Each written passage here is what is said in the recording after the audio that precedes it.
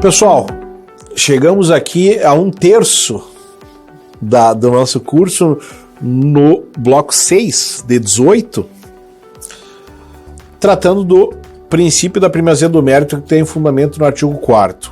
O princípio da primazia do mérito é fundamental para a advocacia previdenciária, por quê? Porque a lógica do código é uma lógica de julgar o mérito. Se a gente pensar que um código de CPC foi projetado por juízes, em uma grande parte deles, inclusive o ministro Fux teve muito, né, da sua participação desde o ano lá de 2009, quando ainda era ministro do STJ, hoje é ministro do Supremo Tribunal Federal. Nós vamos pensar sobre a lógica dos juízes, a gente vai chegar ao seguinte raciocínio. Eu gostaria que vocês pensassem sobre o seguinte raciocínio. Se eu sou juiz, eu quero o quê? Eu quero resolver o processo para pacificar, para dar uma melhor decisão, mas também para que as partes não voltem. Porque eu proferindo uma decisão de mérito, faço coisa julgada, as partes não podem voltar a debater o tema. Concordam comigo? Então a lógica da primazia do mérito é uma lógica muito interessante para a advocacia previdenciária, para a advocacia no direito social, porque ela determina que quando o juiz for extinguir sem julgamento de mérito, ele pense duas vezes. Ou ele autorize a correção dos problemas, ele autorize a emenda da petição inicial, ele autorize ajustes da causa de pedido e pedido, ele autorize eventuais ajustes na composição dos polos, para que o processo seja salvo, seja proferida a decisão de mérito e as partes, então, além de ter pacificação, elas não voltem a trazer aquela matéria perante o Poder Judiciário. O artigo 4º vai dizer que as partes têm o direito, então, de obter, em prazo razoável, a solução integral do mérito. Olhem só. Incluído, então, a atividade satisfativa, que é justamente a parte da execução do julgado. O artigo 4º, como parte da principiológica do código, ele evidentemente, ele vai ter toda uma repercussão, mas não falar na frente, em outros tantos dispositivos que vão se preocupar com a primazia do mérito. Um deles é o artigo que a gente já mencionou aqui, o artigo 932, parágrafo único, porque a redução da forma no segundo grau, especialmente por esse dispositivo, ele tem a ver com a lógica da primazia do mérito, mas a gente vai notar essa preocupação até lá em Brasília, né? Porque não adianta nada ter uma preocupação com a primazia do mérito no primeiro grau, se lá o Supremo Tribunal Federal, o próprio STJ, na Justiça do Trabalho, o TST, não tenham essa preocupação com a superação de questões formais, com a busca do julgamento de mérito, com a busca da prolação de uma sentença definitiva que pacifique e que transite em julgado.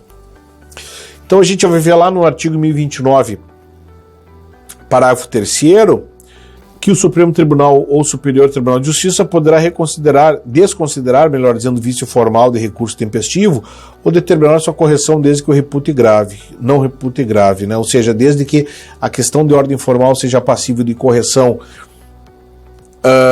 mesmo nas instâncias extraordinárias, que esse vício formal possa ser superado pelo julgamento das Cortes Supremas, no exame de questões constitucionais e infraconstitucionais, respectivamente sendo feitas pelo Supremo Tribunal Federal e pelo Superior Tribunal de Justiça. Superar a questão de vício formal em nome do quê? Em nome da matéria, em nome da substância. Deixar de extinguir o processo sem julgamento de mérito em nome da matéria, em nome da substância.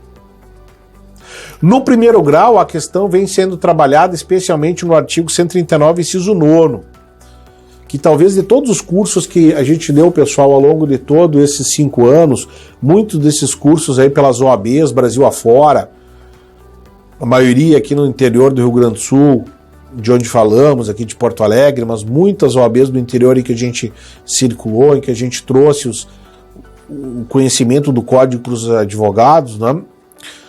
A gente começava as exposições falando desse artigo 139, inciso 9º, porque vai dizer que o juiz dirigirá o processo determinando o suprimento de pressupostos processuais e o saneamento de outros vícios processuais. Tá, mas para que tudo isso? Em nome da matéria e em nome do mérito. Em nome da solução integral do mérito, como diz lá o artigo 4º. Então esses são os grandes artigos realmente envolvidos no princípio da primazia do mérito. Artigo 4º, artigo 139.9, e lá em Brasília, artigo 1029, parágrafo 3º. Querem ver um exemplo prático, bem claro, do princípio da primazia do mérito? A expressão condições da ação de Lieberman não é repetida pelo Código. Você aí, advogado, você aí, advogada, que estudou com base no Código de 73 e está se atualizando, com o professor Rubim, para o nosso orgulho, você estudou as condições da ação de Lieberman: interesse, legitimidade e possibilidade jurídica do pedido. A expressão condições da ação lá não é repetida. Professor Rubinho, o senhor quer dizer que não existem mais as condições da ação? Não, existem. No Código existe interesse e existe legitimidade. Mas a expressão não é repetida justamente por quê? Porque o enfoque do Código justamente é de que deve ser examinado, deve ser estudado o processo a fim de que se encontre a solução de mérito e integral de mérito, a fim de que sejam solucionados problemas de ordem formal, a fim de se desconsiderar vício formal ou corrigir vício mesmo nas instâncias excepcionais e extraordinárias. Então, quando nós temos um código que ele não repete a expressão condições da ação, ele está buscando realmente não dar subsídios ao magistrado extinguir sem julgamento de mérito. No Código de 73 se tinha muito aquela ideia, aquela lógica de que vamos cumprir o Código por mais técnico que ele seja. Se tecnicamente o correto é extinguir sem julgamento de mérito, façamos assim. Mas isso vai determinar que na prática as partes voltem. Será que não é melhor corrigir já o vício formal e já tentar buscar uma solução de mérito já no mesmo processo que está aberto, tem número de processos, tem partes, tem advogados constituídos? Será que vale a pena extinguir seu julgamento de mérito para abrir um novo processo? Então, claro que o momento cultural que a gente vive é muito importante. Naquele momento, era o momento, né, da autonomia do processo no Brasil na década de 70, numa outra época, período da ditadura, enfim, em que se cumpriu o Código pelo Código. Agora, se entende que o Código, que as disposições processuais, elas estão aí para resolver problemas. E extinguir o processo sem julgamento de mérito não resolve os problemas das partes. Não resolve os problemas do processo previdenciário. Extinguir o processo porque não há as condições da ação. Bom, mas então, traga a parte autora, a parte que representa o segurado, o advogado do advogado, as formas de corrigir aquele problema formal.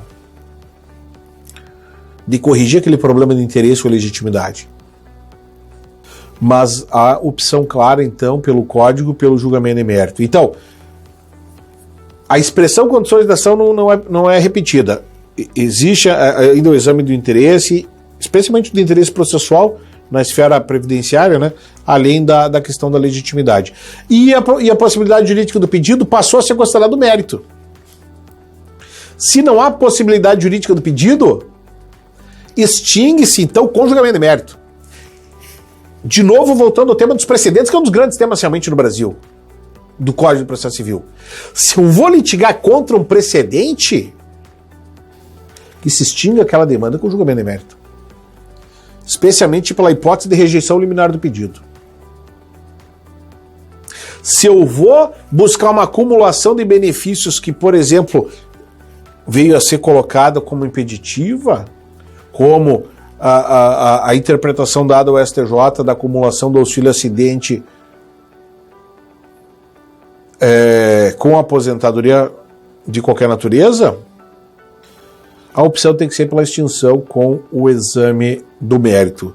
Ou, se eu vou ingressar judicialmente com a petição inicial buscando a desaposentação, assim, afastada, né, peremptoriamente aí pelo Supremo Tribunal Federal, a solução teria que ser não pela extinção sem julgamento de mérito, a partir do Código de 2015, mas sim pelo julgamento de mérito em razão da impossibilidade jurídica do pedido. Princípio da primazia do mérito. Uma das grandes lógicas do sistema que devemos usar a favor do segurado.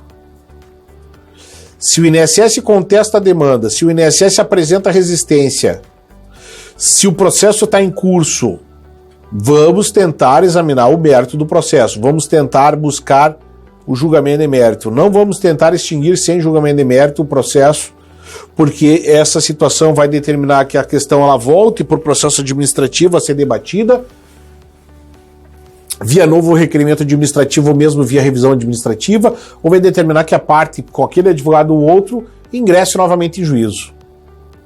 Então usemos o princípio da primazia do mérito a favor do nosso segurado para que o processo ele continue, para que, se for feita a prova, que ela seja feita dentro do processo judicial e que seja proferida então decisão de mérito que examine com cuidado a demanda. Essa, então, é a melhor solução no âmbito social para esse princípio previsto originariamente no artigo 4º do Código de Processo Civil.